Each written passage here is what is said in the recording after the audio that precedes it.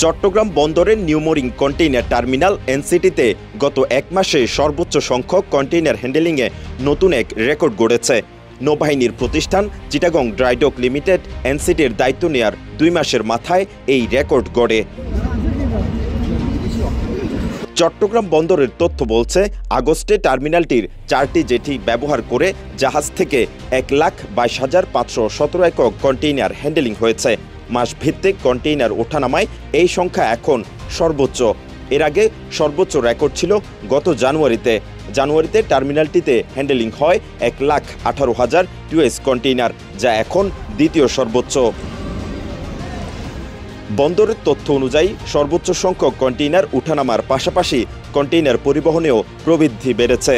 গেল বছর আগস্টে এই টার্মিনালে কন্টেইনার হ্যান্ডেলিং হয়েছিল 96,000 একক। সেই হিসেবে গত বছরের আগস্টের তুলনায় চলতি বছরের আগস্টে কন্টেইনার পরিবহন বেড়েছে প্রায় 27%।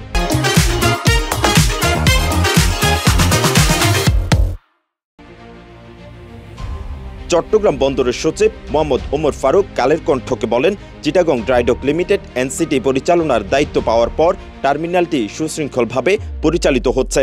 টার্মিনালে জাহাজের গড় অবস্থান সময়ও কমে এসেছে। পরিচালনার দক্ষতার কারণে স্বাভাবিকভাবে কন্টেইনার হ্যান্ডেলিংয়ে রেকর্ড হয়েছে।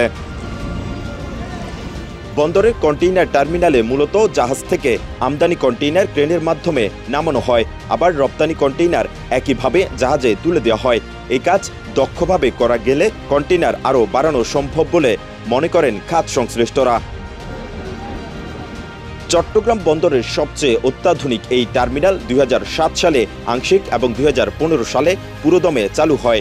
শুরু থেকে গত 6 জুলাই পর্যন্ত টার্মিনালটি পরিচালনার দায়িত্বে ছিল বেসরকারি প্রতিষ্ঠান সাইফ পাওয়ারটেক লিমিটেড। দরপত্র অনুযায়ী মেয়াদ শেষ হয়ে যাওয়ার পর 7 জুলাই থেকে এটি পরিচালনার দায়িত্ব পায় চিটাগং ড্রাই ডক লিমিটেড। দায়িত্ব নেয়ার প্রথম মাস অর্থাৎ গত জুলাইয়ে টার্মিনালটিতে 1 লাখ কন্টেইনার হ্যান্ডেলিং হয়। বন্দরের তথ্য বলছে, এনসিটি টার্মিনালে এখন পর্যন্ত 1 বছরের সর্বোচ্চ কন্টেইনার হ্যান্ডেলিং হয়েছে 2024-25 অর্থ বছরে। এই সময়ে টার্মিনালটিতে 12,81,000 কন্টেইনার উঠানামা করা হয়। তবে গত আগস্টে কন্টেইনার পরিবহনের হিসাব তুলনা করলে টার্মিনালটিতে বছরে প্রায় 15 লাখ একক কন্টেইনার হ্যান্ডেলিং সম্ভব হতে পারে। মেহরাজ হোসেন, কালের কণ্ঠ, চট্টগ্রাম।